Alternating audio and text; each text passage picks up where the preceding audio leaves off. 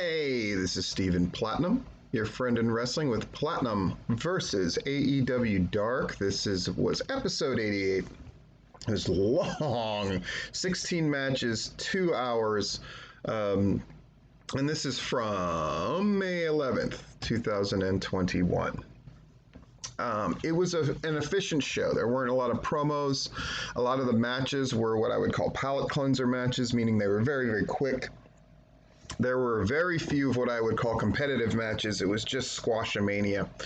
So what I usually do is I usually pick a talent or two that are doing the losing. We call them enhancement talents, and pick an enhancement talent or two of the week.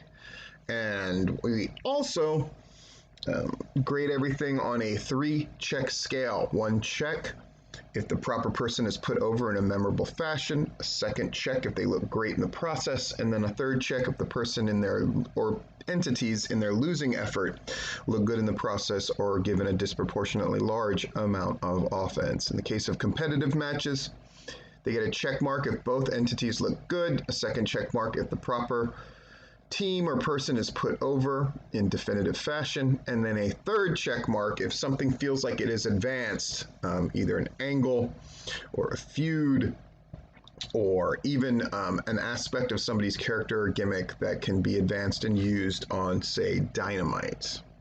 First match was Jon Moxley and Eddie Kingston against Milk Chocolate, and Milk Chocolate got melted in 34 freaking seconds. This was obviously to jumpstart this idea of Moxley and Kingston as a tag team going on against elite members, and Moxley has an IWGP US title defense on Dynamite, and so they just moshed them, beat them with that clothesline and the kind of like half Nelson suplex combination, and that's it. So 3 check marks. Sorry, Milk Chocolate. And then we had typically in Dark, we're going to have some Dark Order multi-man match where the Dark Order just kind of dominates. That was definitely this. Colt Cabana, Alan Angels, number 5, and Evil Uno against Spencer Slade, Cole Carter. I like that Cole Carter and Andrew Palace. I like all 3 of these guys, but I really like Cole Carter, but Spencer Slade is my favorite. And it was a good exhibition for them. At the end of the day, they beat them all in pretty quick fashion, and Uno won with his cross-arm flatliner on Slade. 3 check marks. Match number 3, Angel Fashion getting decimated by Lance Archer. Lance Archer did not look... that Cannonball Senton was an ugly way to open, in my opinion. He looked like he almost killed himself, Archer. But the buckle bomb, choke slam, ripcord in a spinning side slam. I like the spinning side slam as a finisher for him. I think it really works. Jake Roberts on the mic is better than he has been, and warning Sting to stay away from Archer or else. Sure. 3 check marks. Almost didn't get that 2nd check mark, but Lance Archer recovered from that Cannonball Senton. So next we had the Factory, represented by Aaron Solo, Nick Komoroto, and QT Marshall, who defeated Jake Logan, Ryzen, and Rick Recon. Ryzen really stood out here. It looked good here. Ryzen really went out of his way to make the Factory look great.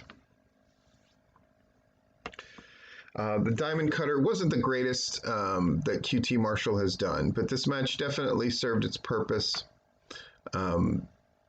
3 check marks. Varsity Blondes, who came out with Julia Hart, who's I guess going to be the cheerleader for them, which I think it's smart, and I think it's a good look. We got Jalen Brandon, Trevin Jordan. It's a relatively quick match. Varsity Blondes, snip, snap, done. And they use that spike power bomb for the finisher. It was great to see Julia Hart out there. So far, assuming she has a match and looks good doing it, she's probably going to win our Enhancement Talent of the Week, but we shall see.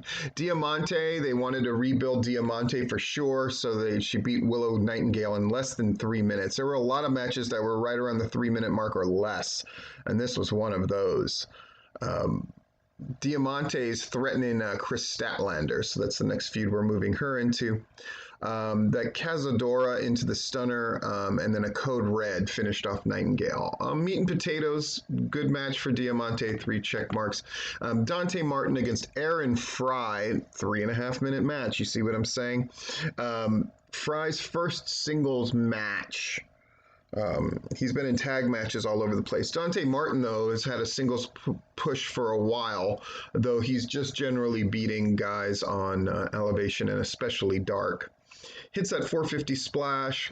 They got in a lot of stuff here. Aaron Fry definitely got a disproportionately large amount of offense, especially for a 3.5-minute match. So 3 check marks. Nyla Rose, in less than 2 minutes, defeats Ashley D'Ambrose. So not much to say here. Rose won with the Beast Bomb. And Vicky Guerrero bullied Justin Roberts. 3 check marks. Cesar Bononi and Ryan Nemeth with Peter Avalon and JD Drake at ringside defeated Liam Gray and Adrian Alanis in 4:14. Nemeth hits him with the Rude Awakening neck breaker. I guess they felt the need to give them a win just to have them win, so they're kind of lower mid-card guys. Okay. Liam Gray and Adrian Alanis did the best they could with this. 3 check marks. Chris Statlander, who's there with the Best Friends in Orange Cassidy, defeated Julia Hart in 2 minutes and 20 seconds. And I know that Julia Hart is green. I wish they'd given her a little more to do here. But she looked good getting whooped. That's for sure. Hart hit a clothesline, but then got caught in an electric chair, and then the Big Bang Theory pile driver finished off Hart. Again, baby faces using pile drivers in jobber matches. There's something about it that just strikes me as wrong. I will say that the whole point is for Chris Statlander to look good, and that happened, so 3 check marks. Jungle Boy with Marco Stunt at ringside defeated Marty Casas. This was good. The snare trap gets the tap out. It's a good look. Marty did a great job keeping up with Jungle Boy. They're obviously wanting to let Jungle Boy stretch his legs and get a little ring time, because this match ran 5 minutes, almost 6 minutes. So it's a third match, longest match on the card. Jungle Boy wins, 3 check marks. Red Velvet and Big Swole with Kylan King at ringside defeated the MK twins, Ashley and Steph, in a 4:39. This thing, it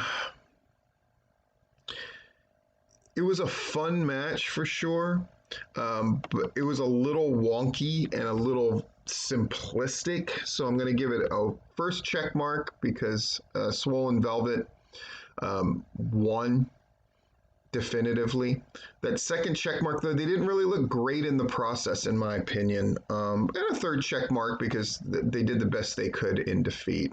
The next match, 10, Preston Vance, defeating JD Drake, and they went 8 minutes, 13 seconds. A very competitive feeling match. You can tell these guys have worked together before.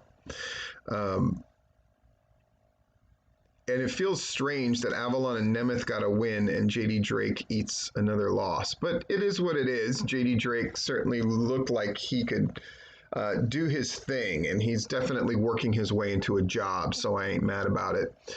3 check marks. Good job, JD Drake in particular. And 10 is looking smoother and smoother and smoother. The Acclaimed, this is a competitive match. So the Acclaimed against Sonny Kiss and Joey Janela. This one went almost 12 minutes. Max Caster's rap was really great coming to the ring. This was a good match. This was easily the best match on the card. Caster comes off the top rope with the elbow to get the pin. I thought that they were going to have to cheat to win in this one, and they didn't really have to do that, which is good. The Acclaimed obviously are going to get that push. It does make you wonder where Sonny Kiss and Joey Janela, what they're going to end up doing right now. 3 check marks because both teams looked good. The Acclaimed were put over in a definitive fashion, and we're advancing the notion that the Acclaimed are just a good tag team that don't always have to cheat to win, which I think is a smart thing to do. Brian Cage with Hook at ringside defeated Bear Bronson. This was an exhibition for Brian Cage to show how strong he is, and that certainly was accomplished. Holy moly. 3 check marks, moving on. And then finally, we have Powerhouse Hobbs with Hook at ringside again, defeating Mike Seidel in 327. The crossbody by Powerhouse Hobbs was the move of the entire show to me. Boy, did that look freaking great.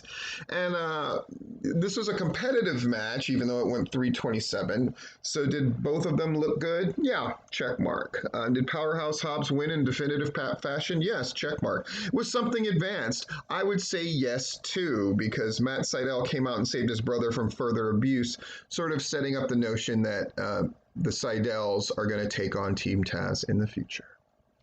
So it's another Dark in the books. And there you go. This has been Stephen Platinum, your friend in wrestling.